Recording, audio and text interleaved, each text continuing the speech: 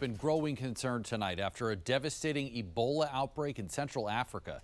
Now that outbreak overseas is having an effect right here in the DMV.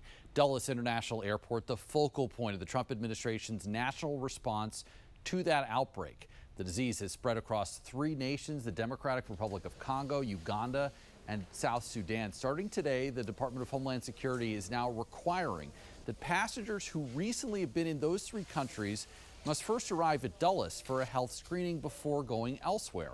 Our Christian Flores is live at the airport tonight at Dulles with the very latest. Christian?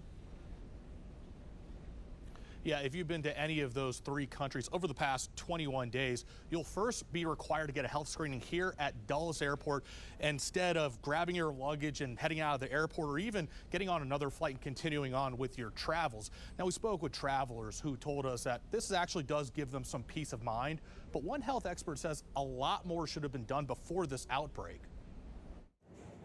I hope it helps by eliminating how many places they're being left off, and they can concentrate here on stopping everything. I think it's easier contained and they could put the resources in one location. I think they should limit the amount of flights coming into Dulles so the disease doesn't come to America. The CDC is observing travelers from 3 African countries. Dr. Kirsten Leik specializes in diseases like Ebola and says it's important to catch symptoms early.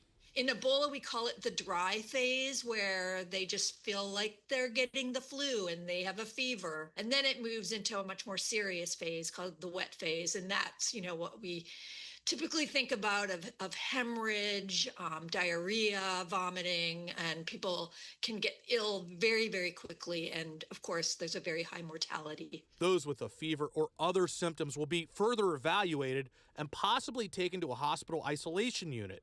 Currently, there are no suspected cases in the U.S., but Dr. Leik argues precautions should have been taken earlier.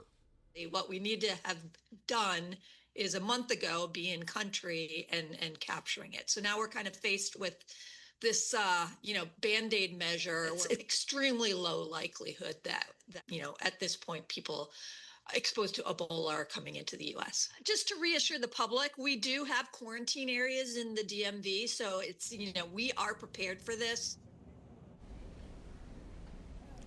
Now, despite this major change to flight routes, an airport spokesperson says they don't anticipate any major disruptions to travelers. Reporting live at Dulles International Airport, Christian Flores, 7 News.